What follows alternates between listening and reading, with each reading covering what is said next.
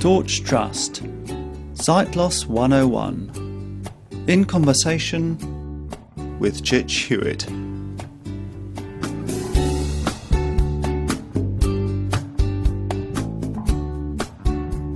Hello and welcome to this episode of Sight Loss 101. Today I have Chich Hewitt, who I'm really looking forward to speaking to. These series of podcasts are for me, a sighted person, now the chief exec of Torch, to understand what it's like living with sight loss. And so I'm having conversations with people to understand their perspective, understand what it's like to walk in their shoes. So Chich, it's great to have you with us. Thank you for agreeing to do this. And I guess to start with, it'd be really helpful for me to understand a little bit about your journey, because I hear an accent from you that isn't local to these shores. So a little bit about your journey, and then how sight loss has sort of featured in your life. Thank you, Tim. It's lovely to be with you today. Yes, I still carry some of that South African accent. My wife and I were both born in Johannesburg, and I schooled there, went to university there, and did maths and statistics for a first degree, and worked for the South African Railways for 10 years in data processing, scientific programming actually, on computers which filled large rooms and couldn't do even a fragment of what this iPad can do on the top of my desk at the moment. And so I had that experience, but from my last year at school, or last couple of years, I had a calling into the ministry. I had grown up in a Christian family and had attended a South African church school, so that was familiar, but the calling came, and my parents wanted me to qualify at something first, hence the degree. Right. And I met my wife. She's a medical doctor, and when she'd finished her degree, I then went to for my theological training. That was in the late 70s in South Africa. And then my first parish was in a place called Vanderbijl Park, a mining, or actually an industrial town, I should say, large steelworks and coal fields there. And I had 5 years there. Then I became Chich, chaplain. what sort of decade was that? Help us to sort of locate that in our history of South Africa. Right. In fact, in 1976, when the Soweto riots took place, my wife was doing her house job at Baragwanath Hospital. And the next year, it was quite a time of turmoil in South Africa. The next year, 77, 78, I went for my theological training. Okay. I already had done some theological studies through University of South Africa. That's the equivalent of the Open University. Mm-hmm. And so I had a 2-year spell at college, then this time at Vanderbijl Park, 50 miles south of Johannesburg, and that was from 1979 to 1984. Okay. Then I became chaplain and eventually principal of a theological seminary in Grahamstown, southeast between Port Elizabeth and East London, and that was from 84 to 92. That's a very pretty part of the world. Very, very attractive. Very beautiful place. Not quite as attractive, perhaps, as the Western Cape, but still also lovely in its own way. Yeah. Yeah. And then after my time at Grahamstown Cathedral, I was subsequently dean of the cathedral from 93 it was to 97, 98. And I had a sabbatical offered to me, an 8-month one in Nashville, Tennessee. And we decided to, after that, to do something different and come to the UK for what we thought was a couple of years. Well, we came here in 2000 for the different church experience and never left. Bad luck.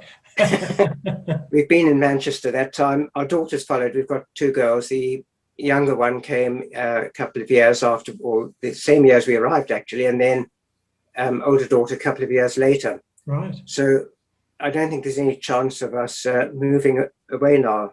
No, so this is it, is it? We're here to stay. So I'm been in the Manchester diocese, 2 parishes from 2000 to 2009, and then another one till 2014 when I retired. But the story of eyesight begins in 2008, 2009, because up until then I had perfectly normal vision and did everything people do and drove cars and so on. But I had this fading in my left eye, and it fooled the doctors. I had eventually a very caring and interested ophthalmologist, and she did every test imaginable and nothing showed up. The eye looked normal, but I wasn't seeing in the left eye. And then just at the time when I was changing parishes, people think I left the first parish because of eyesight. That wasn't true at all. I felt like a change was necessary, but at the time of the change, I lost eyesight in the second eye. Gosh. And then the ophthalmologist noticed a slight change in the first eye, and I was referred to a neurologist who quickly diagnosed this Leber's hereditary optic neuropathy, it's called. Quite rare, and it affects the ovum in women, so women carry it. Men tend to get it. Right. I'm an only child. If I'd had a sister, she could have been a carrier, but I can't pass that on to our children.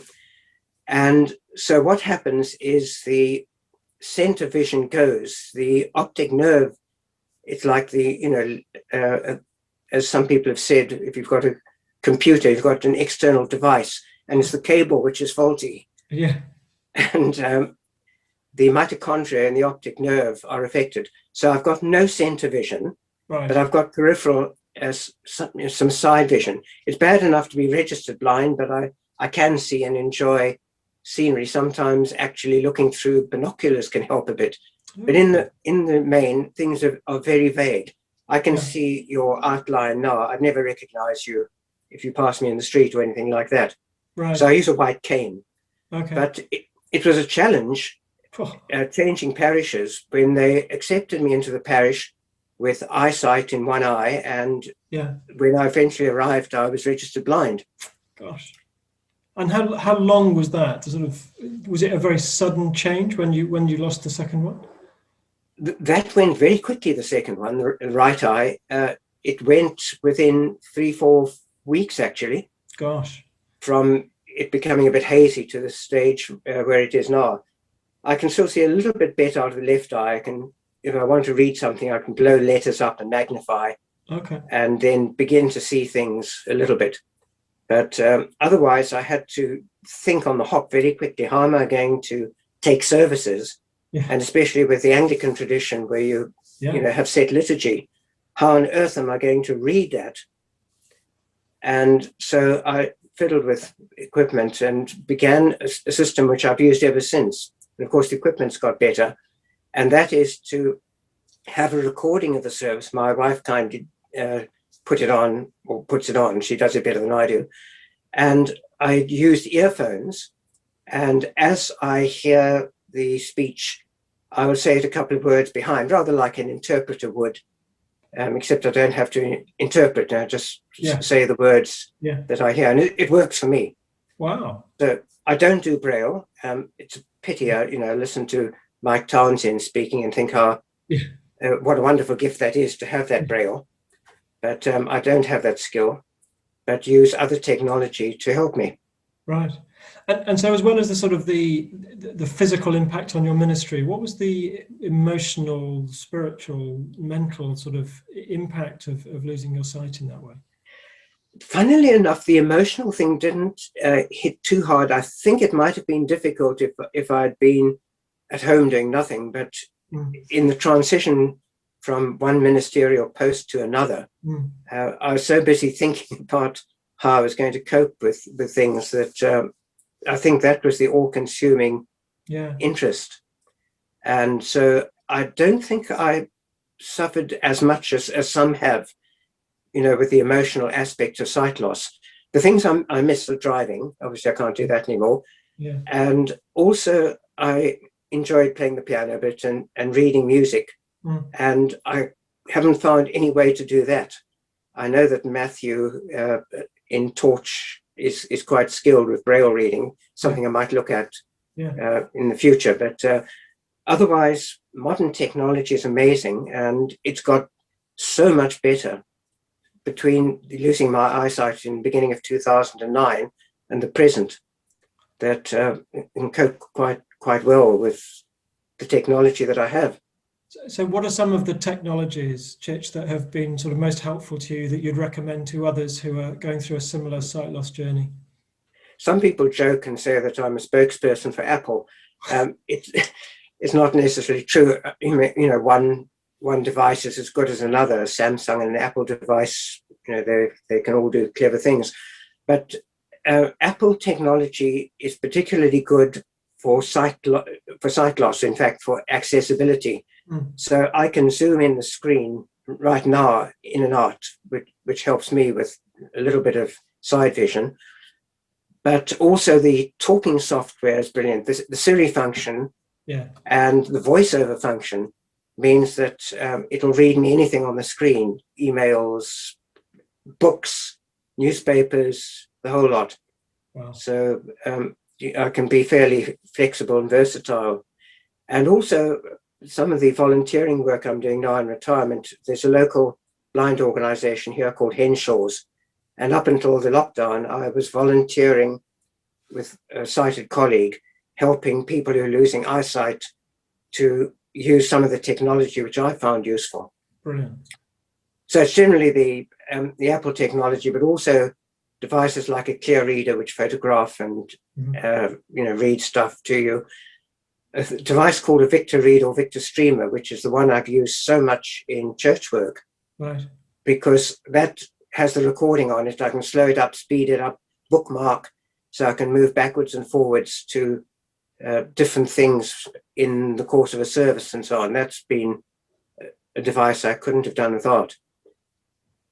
Wow, that's amazing. I'm an Anglican lay reader, and my wife is an Anglican vicar.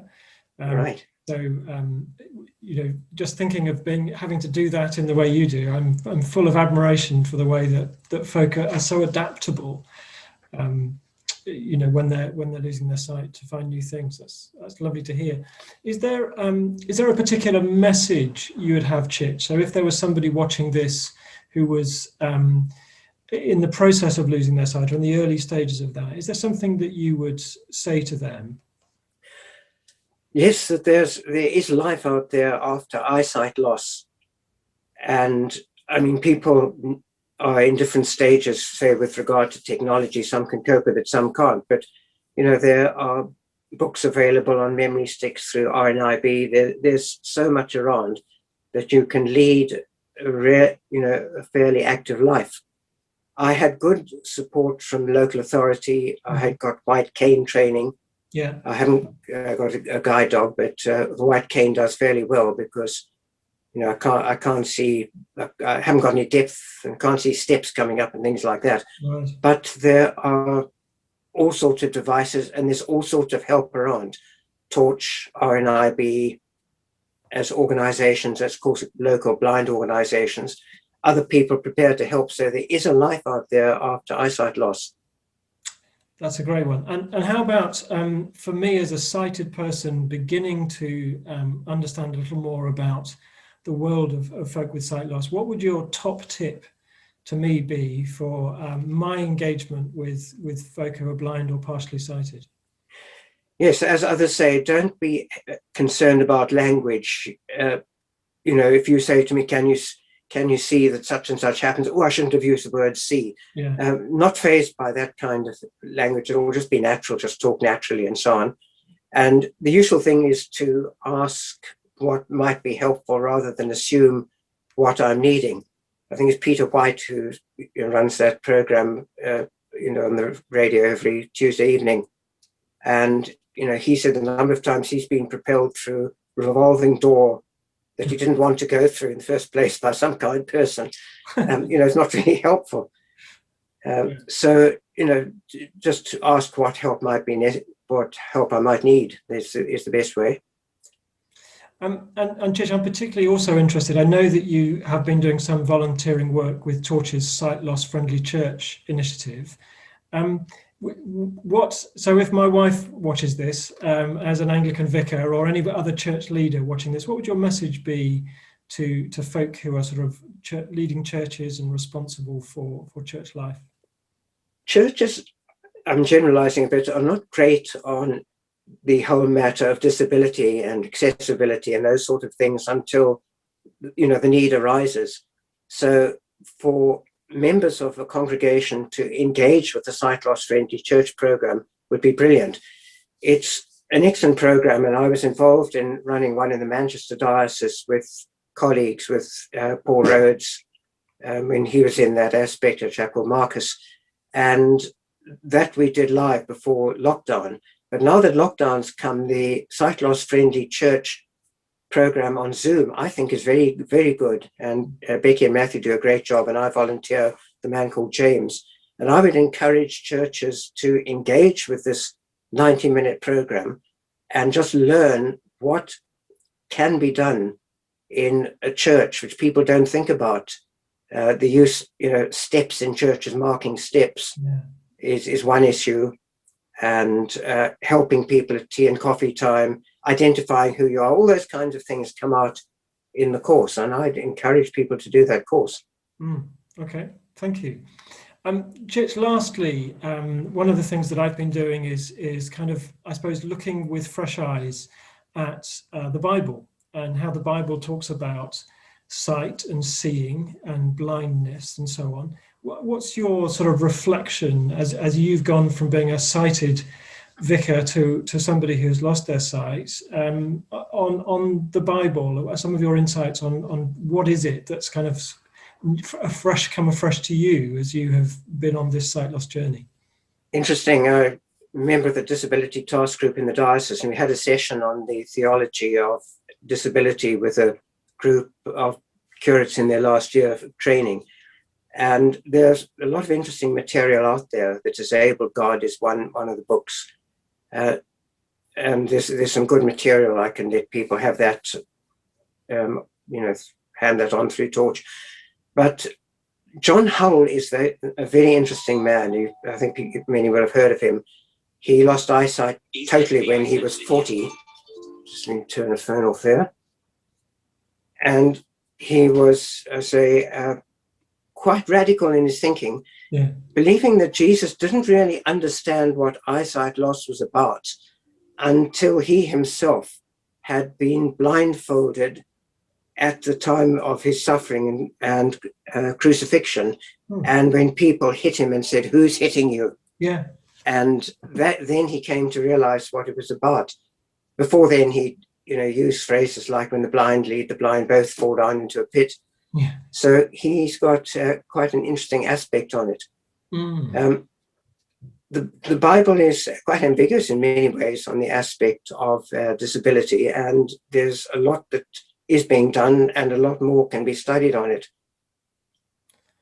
Thank you. We're actually looking at whether to put together a series of conversations between several people about the theology of sight loss and the way that the Bible talks about sight and blindness. So, Chich, we'll have to rope you into some of that, but that's hopefully something that will be coming later this year. Hopefully you can do that, and there's someone very good in our diocese who can supply some material on that. Well, I'll come back to you for a name and a contact detail. Thank you. Chich, it's been a real pleasure. Thank you so much for making time to speak with me, and thank you for sharing your story with us, and may you know God's blessing on your continued ministry and life. Bless you. Thanks, and God has been absolutely amazing in my journey. I think that's one reason why so many things have been less painful than they could have been otherwise, that the Lord's been with me on that journey. There's a great testimony. And still is. Yeah, bless you.